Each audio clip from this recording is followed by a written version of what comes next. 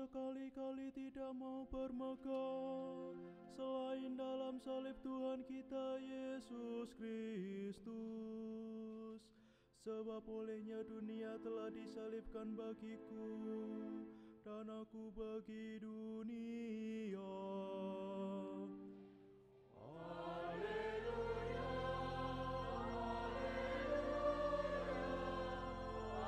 haleluya. Tuhan bersamamu. Nilai Injil suci menurut Markus.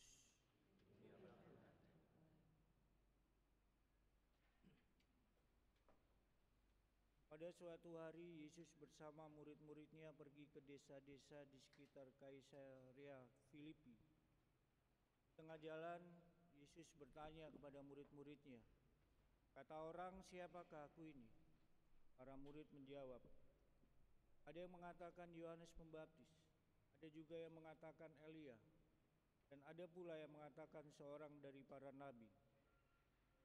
Yesus bertanya lagi kepada mereka, "Tetapi menurutmu siapakah aku ini?"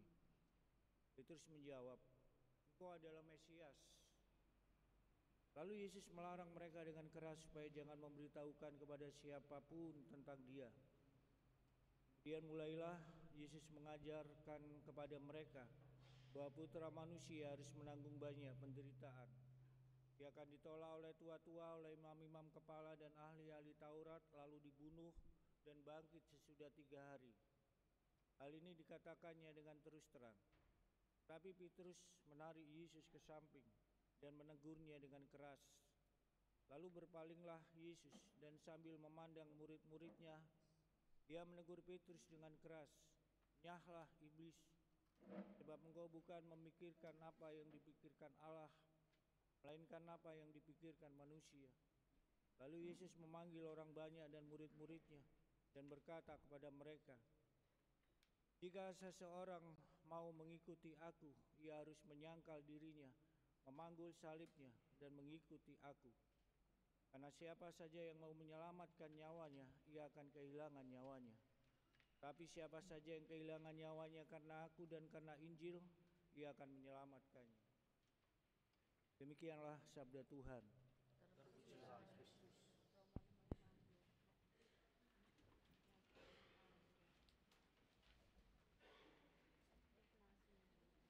Bapak, Ibu, saudara-saudari yang dikasihi Tuhan,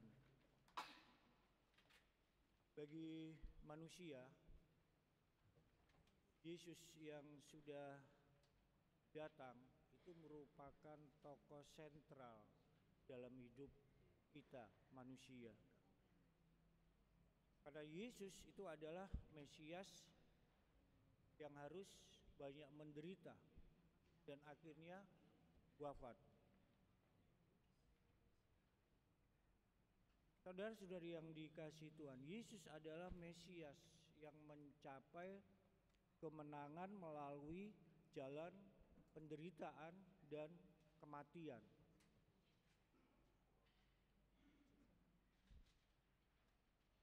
Kita sebagai pengikutnya tidak cukup hanya mengaku, tetapi harus meniru apa yang telah dilakukan oleh Sang Guru, oleh penyelamatnya. Mengikuti Yesus itu juga mengikuti pikirannya. Mengikuti Yesus itu juga mengikuti sabdanya. Mengikuti Yesus itu berarti melakukan perbuatan-perbuatan sesuai dengan kehendaknya, gak sakarepe dhewe.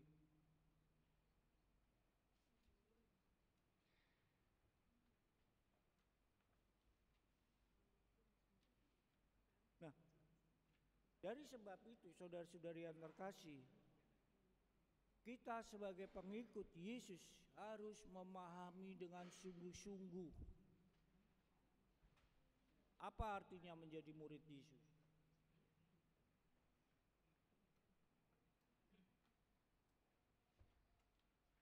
Mengikuti Yesus itu berarti kita menyangkal diri kita,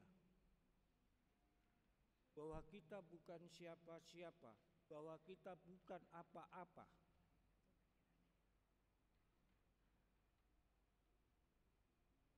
Kemudian mengikuti Yesus itu juga memikul salib.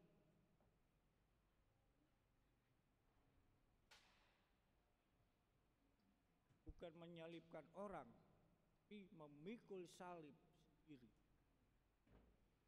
Dan mati demi Yesus dan Injil.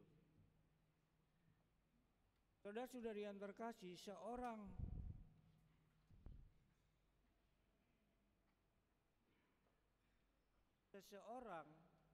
itu diselamatkan bukan dengan mempertahankan nyawanya, melainkan dengan kehilangan nyawanya.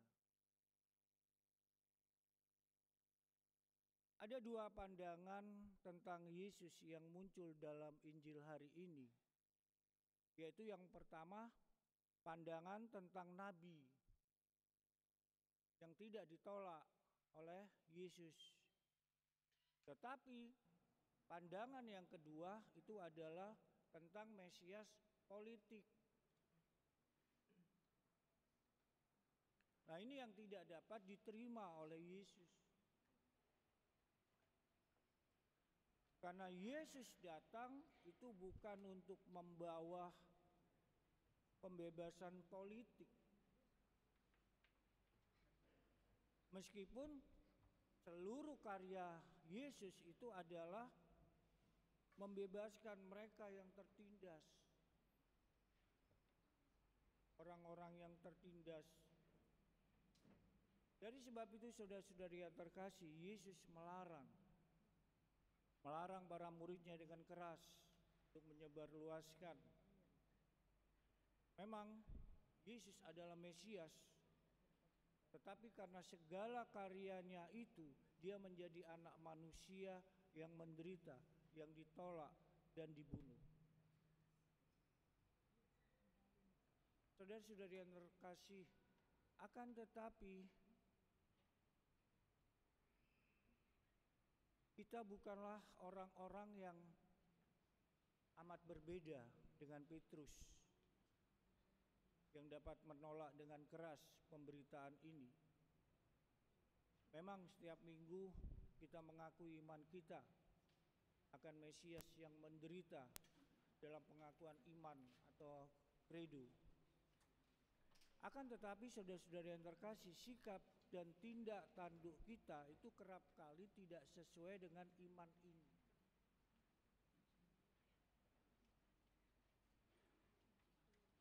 Yesus dikesampingkan ketika kita tidak melaksanakan kehendak kita sendiri, pikiran kita.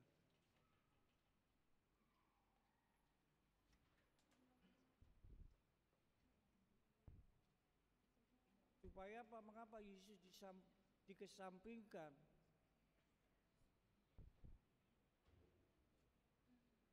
Kita menarik Yesus ke samping itu untuk mengikuti jalan dan pikiran kita.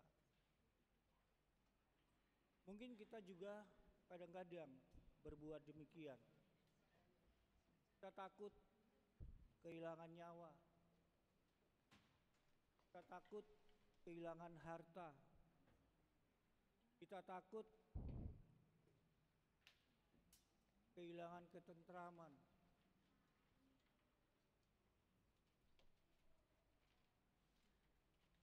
Lebih baik aman. Lebih baik aman dan selamat menjalankan tugas kita sehari-hari daripada repot-repot. Seperti Yesus yang menjadi anak manusia yang menderita karena mau membebaskan orang-orang dari penindasan. Saudara-saudara yang terkasih, Yesus menderita karena Dia adalah Mesias yang sesungguhnya, yang sebenarnya. Dia bukan Mesias menurut pikiran kita. Berkat Tuhan menyertai kita semua.